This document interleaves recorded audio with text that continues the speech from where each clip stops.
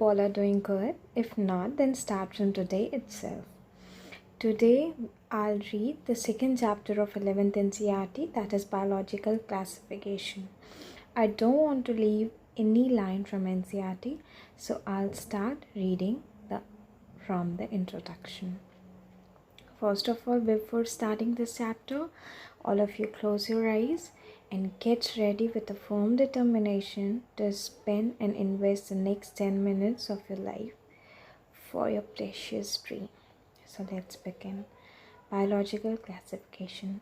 Since the dawn of civilization, there had been many attempts to classify living organisms. It was done instinctively, not using criterion that were scientific, but born out of a need to use organisms for our own use. First for food, second for shelter, and third for clothing. Aristotle was the earliest to attempt a more scientific basis for classification. He used simple morphological characters to classify plants into trees, shrubs, and herbs. He also divided animals into two groups, those which had red blood and those that did not. In Linnaeus' time, a two-kingdom system of classification with Plantae and Animalia kingdoms was developed that included all plants and animals respectively. This system did not distinguish between eukaryotes and prokaryotes, which will be the first point. Second, unicellular and multicellular organisms. Third, photosynthetic green algae and non-photosynthetic fungi organisms. Classification of organisms into plant and animal was easily done and was easy to understand, but a large number of organisms did not fall into either category. Hence, the two-kingdom classification used for a long time was found inadequate. Besides cross morphology, a need was also felt for including other characteristics like first, cell structure, second, nature of wall, third, mode of nutrition, fourth, habitats, fifth, methods of reproduction, and sixth, evolutionary relationships, etc. Classification systems for a living organism have hence undergone several changes over the time. Though plants and animal kingdom have been a constant under all different systems, the understanding of what groups/organisms be included under these kingdoms have been changing. The number and nature of other kingdoms have also been understood differently by different scientists over the time. Now this figure 2.1 characteristics of the five kingdoms is very important. So let's begin. Monera is prokaryotic while the other four, Protista, fungi, Plantae and Animalia, are eukaryotics. Therefore, in Monera, the nuclear membrane will be absent and in the rest four it will be present. In Monera, the cell wall is non-cellulosic, polysaccharide plus amino acid. In Protista, cell wall is present in some. In fungi, the cell wall is chitinous, made of chitin. In Plantae, the cell wall is cellulosic, and in Animalia, it is absent. Body organization. In Monera, it is cellular prokaryotic. Protista is cellular eukaryotic. Fungi is multicellular or loose tissue. Plantae is tissue or organ. Animalia, tissue, organ or organ system. Now come to mode of nutrition. Monera, autotrophic, chemosynthetic and photosynthetic, and heterotrophic, saprophytic, parasitic. Protista, autotrophic, photosynthetic and heterotrophic. Fungi, heterotrophic, saprophytic or parasitic.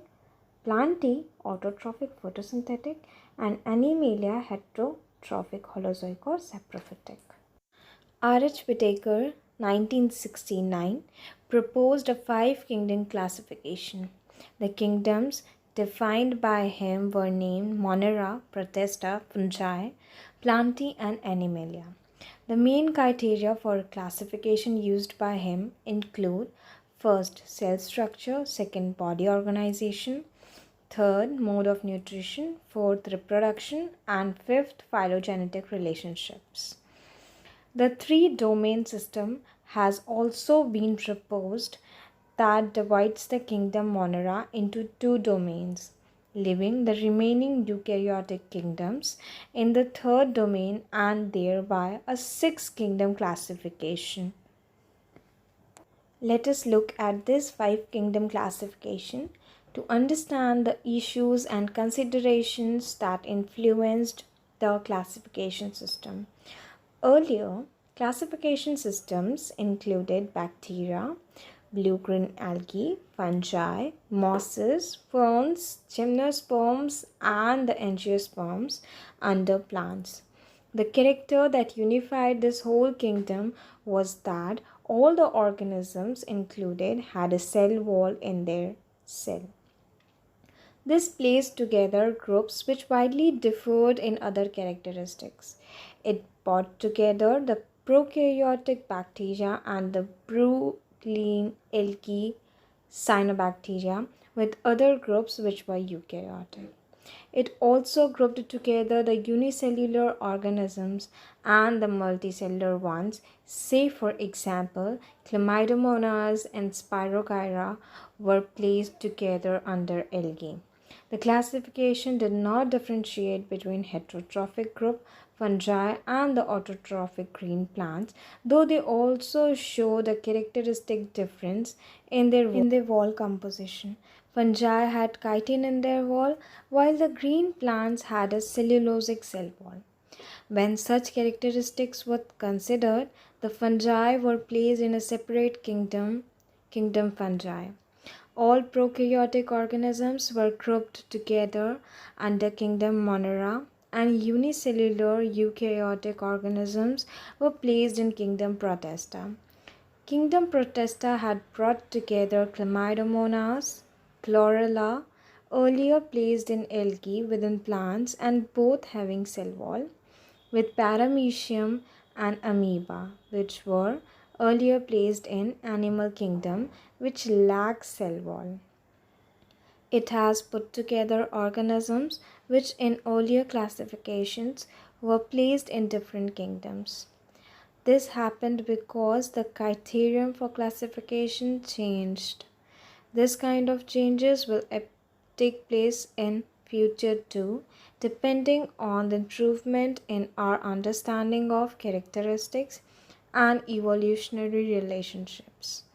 Over time, an attempt has been made to evolve a classification system which reflects not only the morphological, physiological, and reproductive similarities, but is also phylogenetic, that is based on evolutionary relationships. In this chapter, we will study characteristics of kingdom Monera, Protista, and fungi of the Whittaker system of classification. The kingdoms Plantae and Animalia, commonly referred to as plants and animal kingdom respectively, will be dealt separately in chapters 3rd and 4th. So this was the introduction of the chapter. I'll start reading the chapter Monera from the next video. So comment me below your experience or first Audible NCERT video. How was it, your personal experience and feedback? Thank you.